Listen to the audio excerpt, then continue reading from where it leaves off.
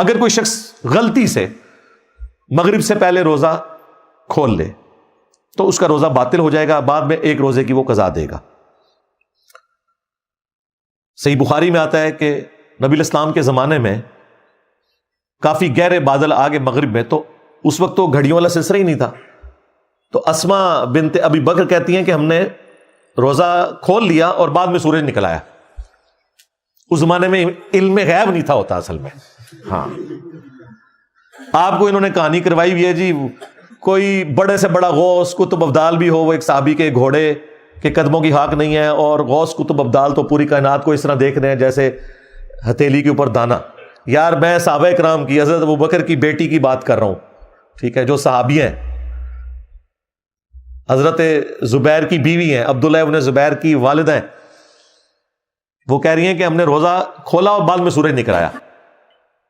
تو وہ عبداللہ ابن زبیر کا جو چھوٹا بھائی ہے عروہ ابن زبیر، ان کے بیٹے تھے ہشام، وہ یہ روایت بیان کر رہے تھے۔ تو وہ ہشام بن عروہ سے کسی نے پوچھا کہ جب سورج نکل آیا تھا تو پھر وہ روزے کا کیا بنا؟ تو انہوں نے کہا روزے کی قضا دی تھی، اس کے سوا تو کوئی چارہ ہی نہیں تھا۔ لیکن دیکھیں آج یہ نہیں ہو سکتا۔ میں کہتا ہوں جی، گپ اندھیرا چھا جائے اور غروب آفتاب کا ٹائم آپ کی گھڑی بتا رہی ہے 6:20، ہمارا بچہ بھی روزہ نہیں کھولے گا، جو مرضی ہو جائے، وہ کہے گا جی یہ تو سورج نکل آئے گا۔ یہ سائنس کی برکات میں آپ کو بتا رہا ہوں کہ آج کل دین کو پریکٹس کرنا کتنا آسان ہے، یہ غلطی کے چانس ہی ختم ہو گئے۔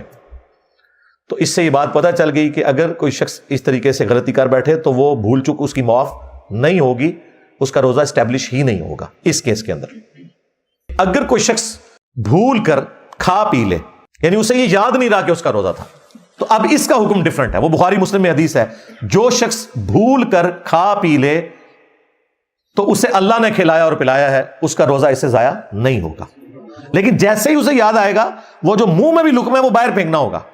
یہ نہیں ہے کہ آپ بوٹی رکھی ہوئی ہے تو چلو، نہیں، اس ایک لمحے میں جیسے ہی آپ کو پتا چلا تو اس کو بھی آپ نے منہ والی غذا کو بھی باہر نکالنا ہوگا۔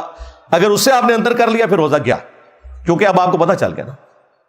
اسی طریقے سے اسی میں امپلائڈ ہے، اگر کوئی میاں بیوی کا تعلق اس اعتبار سے قائم ہو گیا، ویسے تو یہ بہت دور کی بات ہے، لیکن چونکہ ہمیں سوال پوچھا جاتا ہے، ہماری مجبوری ہے کہ ہم بتائیں کہ وہ بھی پھر روزہ اس کا اس اعتبار سے باطل نہیں ہوگا اگر بھول کر کوئی ایسا معاملہ ہوا۔